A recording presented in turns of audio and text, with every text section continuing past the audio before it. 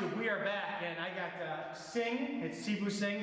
Came out today. He's a JKD expert from California, right? Absolutely, Dominic. No idea why the heck you came out here to Chicago, which is cold as hell, homie. ridiculous. Yeah, damn. But we did some training today. Singh was nice enough to, send me an email a while ago and say I'm going to be out in Chicago. He's doing law enforcement stuff, and he wanted to meet with me for Wing Chun's sake. And anytime I meet with a JKD guy, I'm always going, what do I have to offer? If you guys do Wing Chun already in your curriculum, it's like, why me? So we did some really good training. It's always nice to have good pressure, which I think if you guys are in Wing Chun, you need more exposure outside of your own school. Get some other Wing Chun. So I'm hoping, number one, you enjoyed yourself today. Oh, absolutely, buddy. And I hope it did offer you something different. Absolutely, and I think that what you were saying, why, in Jeet Kune, our philosophy, well, let's rewind first of all. Wing Chun is the mother of Jeet Kune. So for us to truly understand Jeet Kune and understand where Bruce Lee's coming from, he called Wing Chun the nucleus. So you gotta go to the nucleus. You can't understand the nucleus if you don't go to it and feel the pressure and learn the experience. We go to Jiu-Jitsu guys to learn the ground. We go to boxing guys to learn the boxing. We go to Savate guys to learn the kicking. But you gotta go to Wing Chun guys to learn the Chi Sao. Chi Sao is just as important for a trapping guy as rolling is for Jiu-Jitsu guy. Just as important as sparring is for a boxing guy, as it is for, you name it. You have to make it practical and gotta make it real.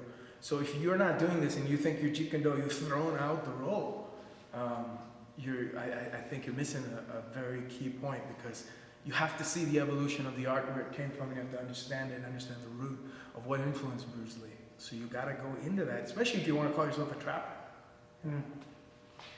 Please do me a favor, tell everybody about your program at your school too. Tell everybody where you're teaching at. Well, I live in California. I travel quite a bit. I have we have 45 guys, members of mine at different schools across the country, some overseas, and what we have is a training program. So I run the JKD Athletic Association, JKDathletics.com, and it's where our mission is to preserve and perpetuate the physical fitness, martial arts, and philosophical teachings of Bruce Lee. Yeah, and it's good to see somebody, unlike Wing Chun, where Wing Chun we're taught not to lift weights and not to work out, not to do any of that stuff. It's nice to have somebody who's in shape and can offer energy. Nick is holding the camera, by the way. Sifu Nick is right behind the camera. Say hi, Nick. Oh boy. Hi. So, when you get athletic guys, like I said, Wing Chun, part of the reason why Wing Chun community is really kind of turning me off lately is the fact that we don't train how that these guys train. So you can use your Wing Chun and it can work, but you really got to get some more aggressive energy going on, right? We're going to do some Q&A if you don't mind. Right, so people want to ask some questions of you. And we're going to take these randomly. And like always, I don't give my guests the questions ahead of time. Number one, this gentleman says hello, JB. He said it's your Sifu. So what's up, JB? How you doing, Maryland? There you go. All right. One of the questions is, this is from Kevin Swiecki. I'm sorry if I mispronounced this. You could ask Sifu Singh what he views as impractical street situations on the JKD side, as well as the Wing Chun side. So what do you see from both JKD and Wing Chun that is impractical going out in the street? Oh, man. Our point of view with that whole Pak Sao, Lap Sao and stuff, that's not going to work. Right. We're not going to stand there and take energy. What do you feel? I see what you're saying. I think what it is that you have to have a fine line between your self-preservation training and your self-perfection training. Mm-hmm. So what I mean by that is you're going to have your self-perfection training, which is your drills, training methods that help to develop your attributes. That that, hey, this drill, we're doing this Pak Sao cycle drill is to develop the Pak Sao. Mm-hmm. We're not going to go into the street and then use that. Our strategy for the street fight, self-preservation, has to be it's a strategy, a formula that we follow of how we're going to fight. So we have to make sure that we know what we're going to do.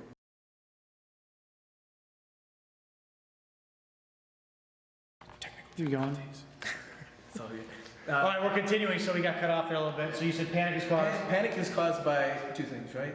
Not knowing what to do and holding your breath. Okay. So I think that you have to understand your physiology and understand the pressure that's happening and how to breathe and be in the present moment. That's one side of it.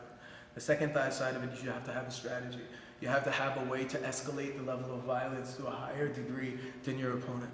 So what I mean by that is, let's say if you're in some kind of a fight, and your intent is to cut me or draw blood, my intent is to smash your bone. If your intention is to break my bones, my intention is going to be to take your life. So in the sense of my brain and what I'm thinking of what strategy I'm going to employ, what gives me my confidence is knowing that I can escalate the level of violence to a level higher. And I have this strategy here, but here's my self-perfection way of training it to get myself better. So we can't confuse what we use as a training drill out on the street. Right. So I think that's the biggest thing at the end of the day. It's a very big problem in the Wing Chun community with this lack of realistic energy coming in, realistic chaos coming in. It's the chi sao game. There's a lot of guys in Wing Chun, when they get hit, their game goes out the window. That's a great point. Gotta be hit in the face. This is from Thomas Radke. Is there anything in Wing Chun you see as unnecessarily forgotten in order to develop JKD? Something that is a good thing or a technique, but has not made it into your JKD curriculum? For me personally, Wing Chun is a very big part of the JKD curriculum. At the end, my guys learn Singh, they learn Chi Sao, they're going to learn all that. So I think it's important for everybody in Jeet Kune to discover as much as possible. There shouldn't be like a curriculum that says, hey, you do only this, do only that. You have to look at the individual. Do you like trapping? Do you like Wing Chun? Do you enjoy it? Go into it. Get into it more. That's what you have to see what your personal part of it is. The other thing about this also is that it's the nucleus. That's where Bruce Lee came from. So we have to go there, study it. It's up to you. How much do you want to know about Bruce Lee?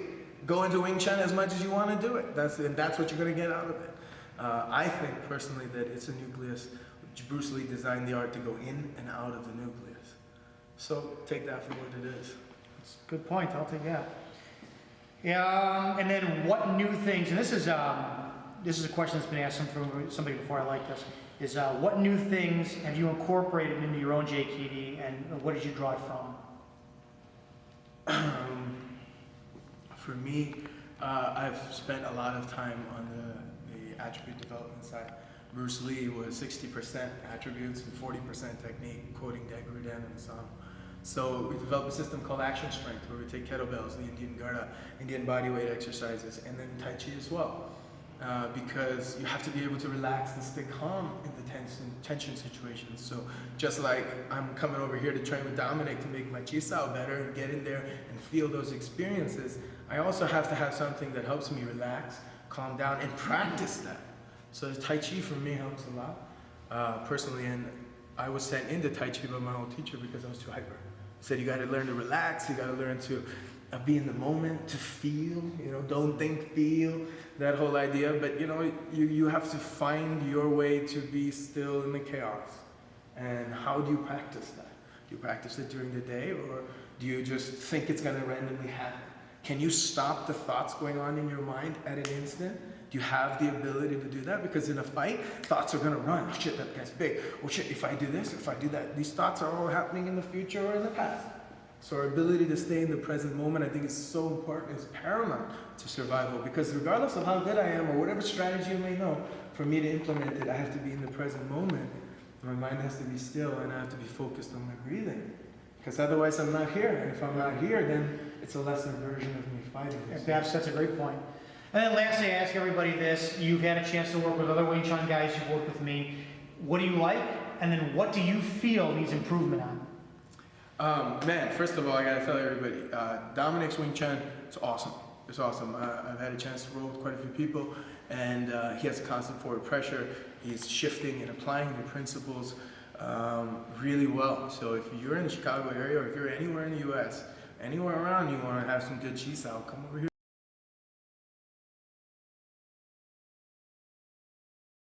Keep going. So many darn videos, we keep having to start over here. So what do you need? What did you feel you had the advantage on, the upper hand on? I think just, maybe on the lower line with the Pan and Jackman, with the kicking on the lower line. Which we've talked about with Nick too.